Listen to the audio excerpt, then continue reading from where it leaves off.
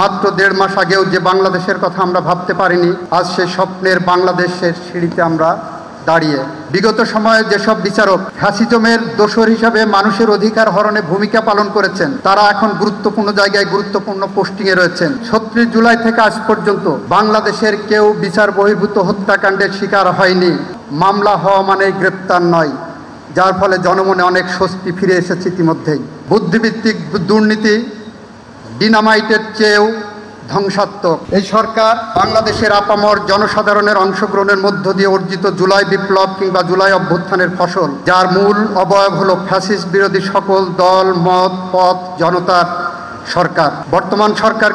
বর্তমান সময়কে অনেকে ভালোবেসে দ্বিতীয় স্বাধীনতা কিংবা জুলাই বিপ্লবোত্তর সময় বলে থাকেন।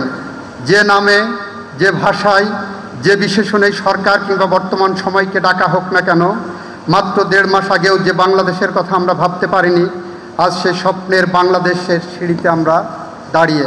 বিগত ১.৫ দশকের মতো সময়ে খুন, গুম, মামলা, হামলা, দমন, পীড়ন ও লুটপাটের মাধ্যমে নাগরিকদের ন্যূনতম মানবাধিকার কিংবা ভোটের অধিকার ছিনিয়ে নেওয়া হয়েছিল। বিভিন্ন দেশীয় এবং আন্তর্জাতিক সংস্থার তথ্য অনুযায়ী ২০০৯ সাল থেকে ২০২৪ সালের ৩৬ জুলাই পর্যন্ত ৪,০০০-এর বেশি মানুষ আইনশৃঙ্খলা রক্ষাকারী বাহিনীর হাতে বিচার বহির্ভূত হত্যাকাণ্ডের শিকার হয়েছে। ৭০০-র বেশি মানুষ গুমের শিকার হয়েছে। ৬০ লক্ষাধিক মানুষ গায়েবী মামলার আসামি হয়েছিল।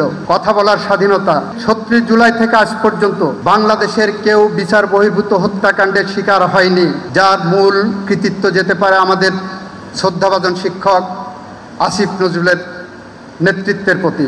মামলা দায়েরের ক্ষেত্রে ভিকটিম ফ্যামিলি কিছু কিছু ক্ষেত্রে আইনি গণ্ডি অতিক্রম করেছে বলে আমরা লক্ষ্য করেছি, এবং সেই বিষয়ে আমি উদ্যোগ নিয়ে জনমনে ভীতি দূর করতে আমার শিক্ষকদের কাছে আহ্বান রাখার ফলে সরকারের নিকট বেশ কয়েকটি পদক্ষেপ আমরা গ্রহণের সুপারিশ করেছিলাম আমার অফিস থেকে। তার একটি ছিল মামলা হওয়া মানেই গ্রেপ্তার নয়, যার ফলে জনমনে অনেক স্বস্তি ফিরে এসেছে ইতিমধ্যেই। প্রিয় সুধী, আমি বিশ্বাস এবং প্রত্যাশা করি নতুন সরকারের অন্যতম প্রথম প্রতিশ্রুতি হবে একটি স্বাধীন সার্বভৌম বিচার ব্যবস্থা, এবং সে বিষয়ে বর্তমান সরকার বদ্ধপরিকর। ছাত্র জনতার স্বপ্নের বাংলাদেশ বিনির্মাণের পথে এটি হবে মূল ভিত্তি। তবে সে লক্ষ্য অর্জনে সর্বাগ্রে প্রয়োজন বিচারকদের মানসিক স্বাধীনতা, নিজেকে স্বাধীন ও সার্বভৌম মনে করা, প্রজাতন্ত্রের সার্বভৌম ক্ষমতার মালিক মনে করা, যা প্রত্যেক বিচারকের মৌলিক দায়িত্ব বলে আমি মনে করি।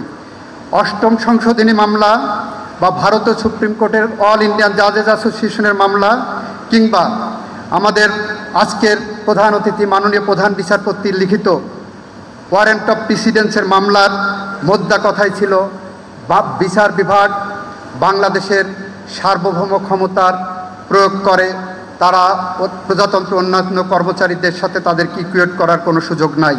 শক্তের আরেক নাম, একদম ইউনিক স্ট্রাকচারাল ডিজাইনের কসমিক ডোর, থেকে 50 বছরেরও বেশি। কসমিক ডোর বিচার বিভাগের জন্য একটি বড় চ্যালেঞ্জ হলো দুর্নীতি, বা যা অর্থনৈতিক বা বুদ্ধিভিত্তিক দুর্নীতি হতে পারে।